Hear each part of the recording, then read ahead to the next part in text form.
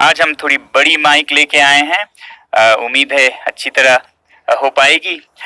तो मैंने पहले भाग में ये कहा था आपसे कि हम आपके सवाल, आपके कमेंट्स का जवाब देंगे इस भाग में। तो इसलिए हम आए हैं और सबसे पहले जो बहुतों ने ये पूछा है सवाल वो लेते हैं। पहला सवाल है, क्यों बायकॉट करें चीन को? क्या ये नफरत फैलाने के समान नहीं है? जी नहीं, नफरत फैलाने की बात नहीं है। जैसा मैंने पहले कहा है, चीनी लोगों से हमें कोई समस्या नहीं, बहुत अच्छे लोग होते हैं, मेरे बहुत दोस्त हैं। हमें समस्या है तो चीनी सरकार से, तंत्र से, जो कि विस्तारवादी है, जो कि शोषण करती है, उनसे समस्या है। चीन के हर बात पे दुनिया खामोश रहती है। तो ये एक वेकअप कॉल है जो हम दे रहे हैं। चीन के अंदर ही 140 करोड़ लोग लगभग बंधुआ मजदूर की तरह काम करते हैं। हुकूक, अधिकार नहीं है, कुछ बोले तो वो गायब हो जाते हैं और दुनिया उस पे खामोश है और सौदा करना चाहती है, बिजनेस एज यूजुअल। अंदर जाएं तो तिब्बतन बुद्धिस्ट 60 लाख में से 12 लाख मारे गए, लगभग 6000 मंदिर मठ तोड़े गए। दुनिया खामोश है, हम बिजनेस करना चाहते हैं। बात करते हैं सिंगजांग में युगुर मुसलमानों की। करोड़ की जनसंख्या है और 10 लाख युगुर मुस्लिम्स जेल में बंद है अभी इस वक्त, और हजारों मस्जिदें तोड़े गए हैं।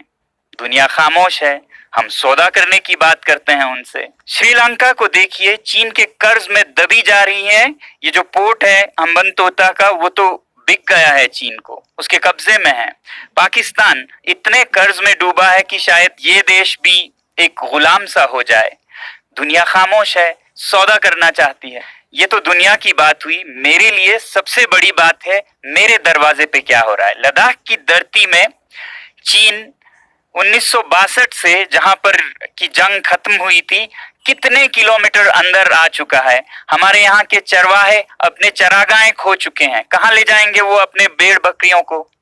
दुनिया खामोश है और हम उनको जो मनमर्जी वो करते हैं, धक्का मुक्की करने देते जा रहे हैं। तो क्या हम ये कहें उनसे कि वो बेदर्दी से सर काटे मेरा, और मैं कहूं उनसे, हुजूर आहिस्ता आहिस्ता, जनाब आहिस्ता आहिस्ता? नहीं, अब हमें जवाब देना होगा और जवाब हमें अपने हाथों में लेके वॉलेट पावर से देना होगा। और ये कोई गलत या बुरी बात भी नहीं है। सैंक्शंस सदा प्रयोग किए जाते हैं जब भी कोई गलत करता है, वो चाहे देश हो। उत्तरी कोरिया पर सैंक्शंस लगाते हैं देश, तो हम क्या अपने पर्सनल इकोनॉमिक सैंक्शंस नहीं लगा सकते इन देशों पर? और बॉयकॉट करना कोई नई बात भी नहीं है। आपने सुना होगा स्वदेशी मूवमेंट, बॉयकॉट मूवमेंट।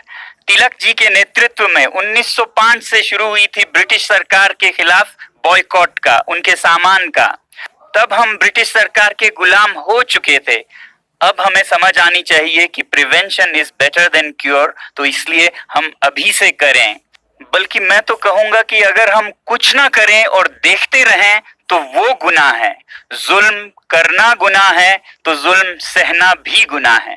आप में से बहुतों ने दूसरा सवाल पूछा है, जनता को क्यों करनी पड़ी बैन या बॉयकॉट?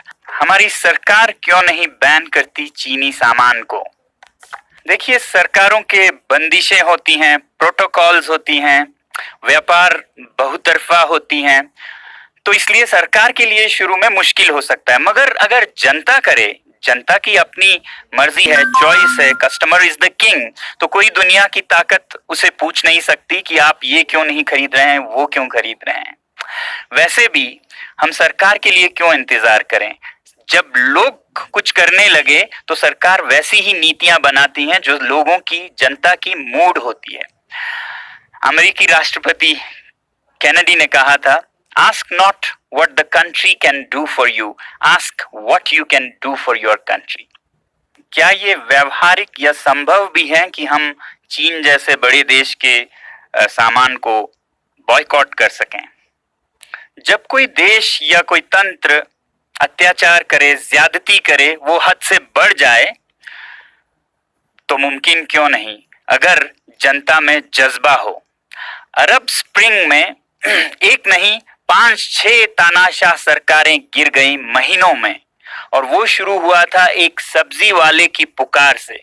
तो हम क्यों नहीं कर सकते ऐसा काम जो कि हमारे दरवाजे पे इतना अत्याचार और इतनी जोर जबरदस्ती कर रहा है। हमारे पास और कुछ नहीं तो अपना बटुआ तो है ना। कस्टमर इज द किंग, जागो ग्राहक जागो।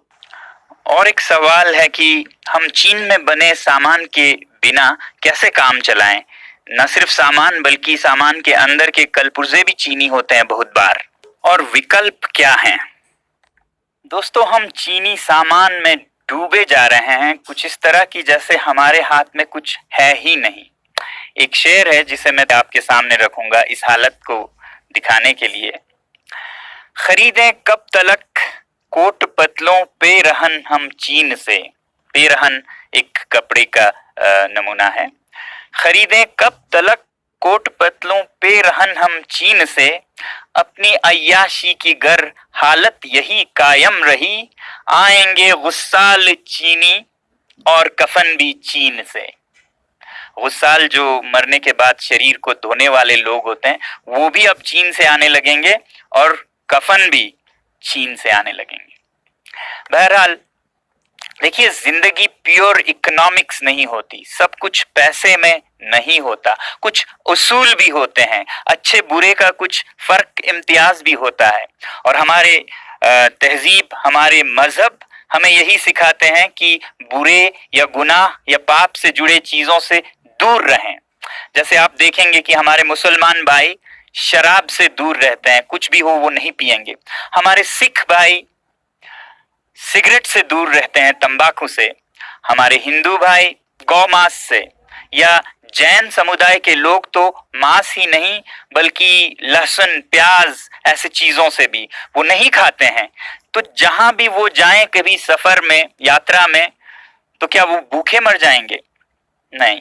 अगर दृढ़ निश्चय हो, पक्का इरादा हो, तो एक इकोसिस्टम, एक हालात है।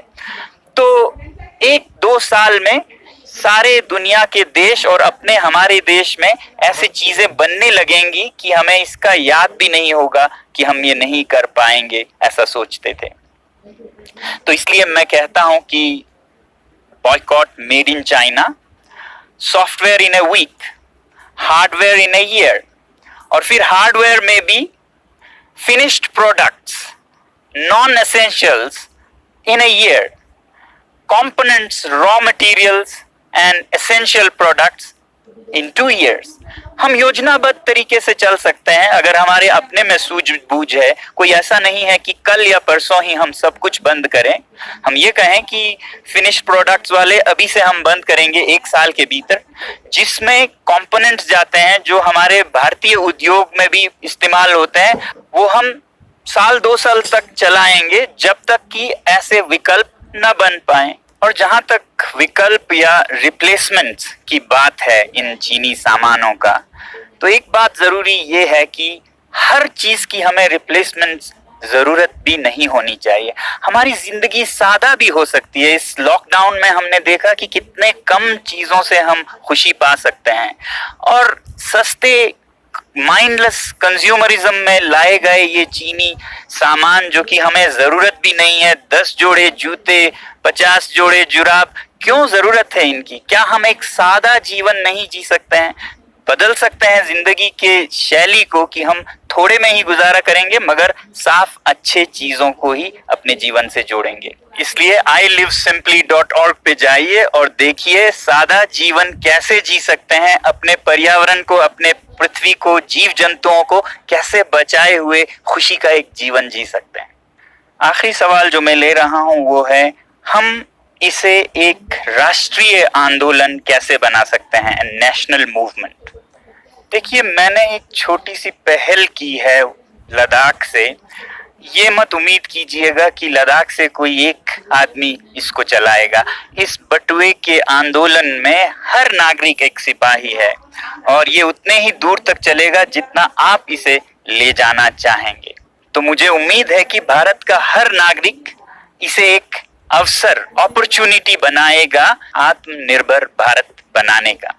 हमारे जो सेलिब्रिटीज, इन्फ्लुएंसर्स और नेता हैं वो युवा पीढ़ी को नेतृत्व दे सकते हैं इस मामले में, और मुझे बहुत उम्मीद है कि आप लोग भी अपना रोल निभाएंगे देश प्रेम का, जो भरा नहीं है भावों से, बहती जिसमें रसधार नहीं, वो हृदय नहीं है पत्थर है जिसमें स्वदेश का प्यार नहीं।